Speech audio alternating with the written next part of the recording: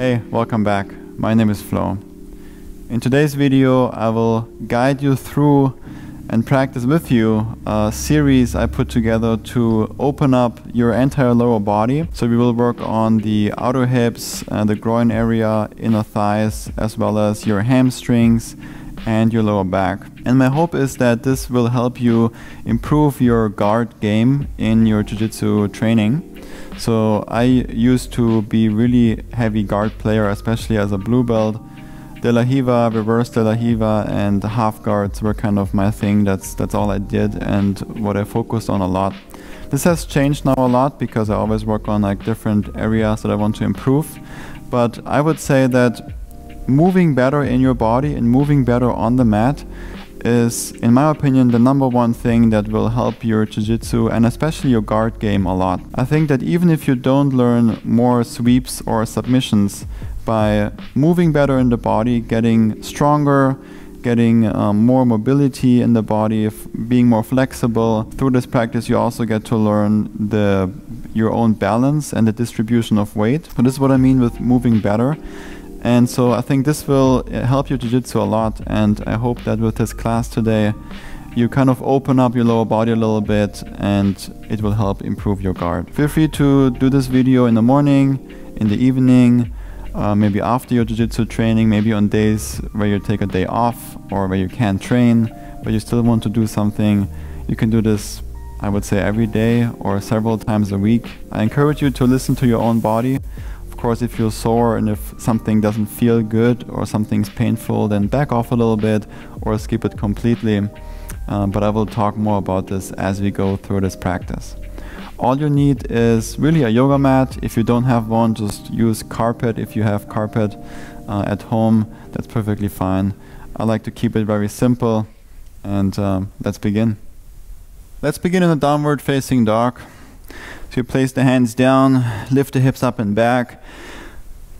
If it's your first downward facing dog, then welcome to the downward dog life. Bend your knees, press into your palms, move the chest towards the thighs. What I see a lot and what's a big mistake is that, especially guys that kind of tied in the hamstrings, they want to bring the feet to the ground. I don't know where this comes from. And then they start to round you the back. So actually the downward dog looks like this. It's almost like a half plank. And it's very hard to do. You need lots of muscle for this. And no wonder people say it's challenging. So the function of this is really to open up the shoulders. So I encourage you to widen that downward dog. Bend your knees. Press into your palms so that you can move the chest towards the thighs. So you really open up the shoulders, you open up your back, you externally rotate the arms, use your fingertips to grip into the ground. So this might be your downward facing dog, and this is perfect. Really no one cares if your heels are on the ground. Make sure you hide your heels behind the ankles so we get a slight internal rotation in the thighs. And then as you start to straighten your legs a little bit, you want to keep that openness in your back. So if you start to straighten your leg and you round your back, then you went too far. Just keep the knees bent then. And then you can pedal one heel down to the ground and the other. So I'm gonna come into my downward facing dog, but also remember I've been doing this for many, many years, every day, several times a day. And it's more about the journey and being patient. It's a practice of patience, I would say. Give the body time to open up. From here, take a deep breath in. Lift your right leg up and back, three-legged dog. Then shift forward, bring the right knee to your right armpit. And then step that right foot outside the right hand for lizard lunge. So now we're targeting the groin area, the inner thighs. And that's something you might need or want to do in like a half, side control. You're kind of in this position but with the knee down, but you have one foot extended when you want to have like a nice stable position, mostly for top game. But this also really helps to open up here in the inner thighs for de la Riva, reverse de la Riva, half guards, like I said in the intro. Move the hips around, by the way, forgot to say that. Just move in a way that feels good. This is really beneficial for the guard game when you're on your back. If you want, you can bring the forearms to the ground. If that's too deep for you, no worries. Come onto blocks or on a couple of books, or just stay on your hands. If you are on the forearms, then make sure you lift the instep of the right foot up and use your right hand to gently push that right knee, that right leg away from you. Keep pressing into your left forearm, and then come onto your hands again. Really just a couple of breaths in each of these poses is perfectly fine. Set the left knee down to the ground. Start to bend your left leg. Use your right hand to reach for that foot. If you can't grab it, then get your Jiu-Jitsu belt. Just throw that over the foot so you can hook onto it. Forgot to say that in the intro. And once you have it, either with the belt or with the hand, if you do grab it with the hand, then grab the pinky toe side. Extend that foot away from you. Extend your leg, your left leg, so you feel that pull on your left shoulder. And then you relax the left quad and pull that foot towards your hips. Move your hips more to the left and a little bit more forward towards your left hand. That way you really isolate that left quad. If you want, look more over your right shoulder.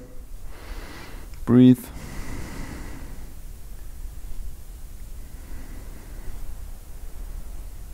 And slowly release. Plant both hands down to the ground. Lift your hips back up. Back to lizard lunge. Extend your right leg up and back, three-legged dog. Start to bend the right knee, open stack the hips. Try to keep both shoulders on the same height. Take another deep breath in, come high onto your left toes. Exhale, right knee to the right armpit. And then cross the right shin over the mat for pigeon pose. Now adjust your left leg, move your left leg back so you lower the hips down. If that's too deep or doesn't feel good, put a pillow or a bolster underneath your right hip for support. Come onto your fingertips and readjust. Look to the right foot and make sure the right toes are pointing towards the right knee so the right foot is flexed. That helps to keep the right knee more safe. If this is too much, then bend your right leg more. This is the more gentle version. And the more intense you want it, the more you would extend the leg forward. And this is way too deep for me, so I keep the leg kind of half bent. Come onto the fingertips, sit nice and tall, engage your left butt cheek. Feel that back bend here. And now start to walk the hands forward for a sleeping pigeon. And I want you to check in the entire time with your right knee. It's really, really important that you're comfortable there and that you don't feel any pain in the knee. If there is, then back off. Just come back onto your hands or bend the right leg more. The approach that we oftentimes bring into a practice like this that comes from the gym is no pain, no gain. And that's really the wrong approach to this and to movement in the body. It will only cause you more pain, and then you might not be able to train or move anymore at all. And who wants that? It's not worth it. That's why I said it's a practice of patience. So give it time, take a few deep breaths while you're in the pose. Do it every day or whenever you want to, several times a week, and give the body some time to open up. So this is a really nice one if you are in a reverse de la riva, for example, or a de la riva, or even 50-50 guard, and you're on bottom, and then the person comes up on top and tries to stack you. You really need this openness here in the hip and also your piriformis. I like to move around a little bit, left and right with my hips. And of course, feel free to pause the video and stay longer here. Let's slowly release. Let's set the hips down to the ground, and we will then actually rotate to face kind of the back of the mat, so you would have to look over the shoulder to see the screen. But just listen closely. We bring the right leg over the left thigh. So we try to stack the right knee on top of the left. This one is called half cow face. Bring that right foot, that right heel as close to your left hip as possible. Flex your left foot, that leg that is extended, and then start to walk the hands forward. Now we're targeting more the left hamstring, the back side of the left leg. You can tuck your chin to the chest to find some more extra length. Maybe relax your chest on your right thigh, or maybe put a bolster in between. Maybe it just looks like this for you. You're kind of very high upright, but you still feel the sensation, so this is perfect. It's not about how it looks, it's really a practice that should feel good in your body, and you make adjustments so that it feels good for you and that you get out of it what you want. And again, be patient, keep breathing. Think of it as if you're new to this practice of yoga or of movement, and you're just starting out, and maybe you are a purple belt also in Jiu-Jitsu. Think of it as you're a white belt in yoga or a white belt in movement like this. And what helps in Jiu-Jitsu, as you know, because you came this far, is patience and practice and repetition. That's really the only secret to get better at Jiu-Jitsu, and it's also the secret with movement and opening the body up. But of course you need to practice the right things. Practice doesn't make perfect if you practice the wrong things. So I hope I can share a little bit here with you that works for you and that you find beneficial. At least this is what worked for me over the many years that I've been doing this. Slowly release. Now place that right foot inside the left thigh, so the right sole of the foot inside the left thigh. Place your right hand behind you and reach your left arm up and lift the hips up. So it's almost like a supported side plank, but we're just trying to counter all that forward folding we did and also bring some blood flow into the right hip crease, the right hip flexor area. And slowly release, find your way to a plank. Both hands down, extend the right leg back, and then send the hips up and back, downward facing dog. We're not doing anything strong here. Let's take a deep breath in, left leg up and back.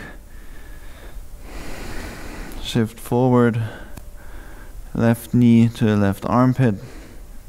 Step the foot outside the hand, lizard lunge. Move the hips around.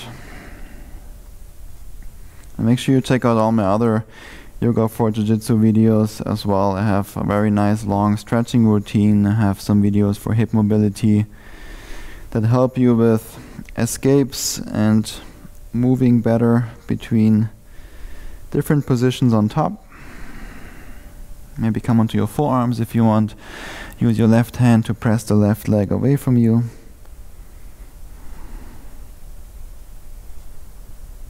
And come onto your hands again, lizard lunge. Release that right thigh, the right knee down. Bend your right leg. Grab or hook onto that right foot. Extend that foot away from you. And then relax and pull that foot towards your right hip. Move your hips more forward and to the right. And gently release back to lizard lunge. Both hands down, three-legged dog.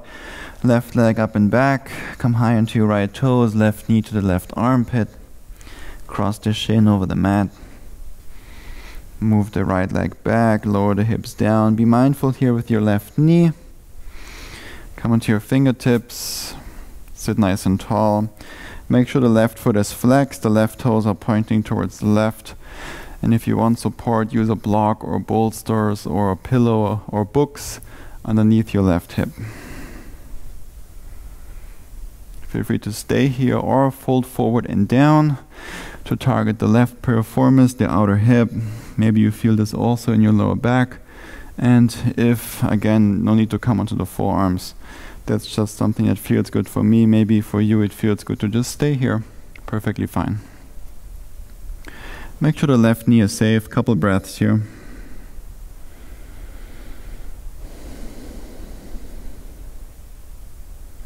Send that breath more into the parts of your body where you feel the stretch, where you feel the sensation.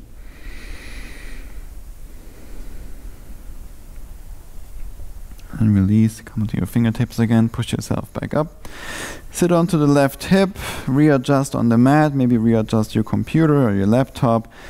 Now we're facing a little bit to the side and back. The right leg is extended. Cross your left leg over the right thigh. Try to stack your knees, the left knee over the right for half cow face. Bring the left heel close to your right hip. Flex your right foot and walk the hands forward. And I also have a lot of videos on my channel already, especially now that I put more work into it and try to release 2-3 videos and classes a week. All the regular Jiu-Jitsu, yoga classes, vinyasa classes, restorative, or even the meditation classes, even though they don't say for Jiu-Jitsu, they're still really, really beneficial for your Jiu-Jitsu training and for your body in general. To move better. And like I said, I think moving better on the mat is something that we don't really train much in a lot of schools. It's all about submissions and sweeps, but how to move in the body and move really well, that's not taught very much.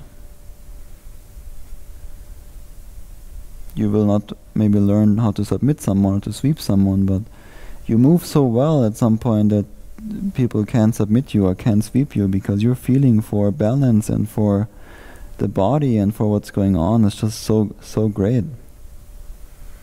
Slowly release. Bring your sole of the left foot inside the right thigh. Your left hand comes in front of you to your left. Now back to the front of the mat. Lift your hips up. Reach the right arm up and over your head for a supported side plank. Kind of. Just to counter again, engage your glutes, push the hips forward. And then slowly release back to plank pose. And to downward facing dog. And then set the knees down. Sit on the heels, shake out the hips, shake out the arms. You can shake out the hips too if you want. Shake out the hands. And take a moment to just sit, be quiet, just take a couple of breaths, maybe 10 breaths or so with your eyes closed. Feel the breath coming in through the nose and out through the nose. Notice how the belly is moving forward, the chest is moving. Relax your shoulders down. Continue with a short meditation if you want, which also really helps to stay calm, relaxed. Collect yourself while you train, while you roll, maybe even while you compete. So beneficial. I hope you found this useful. Thanks so much for practicing with me today, and I see you in the next video. Have a good one.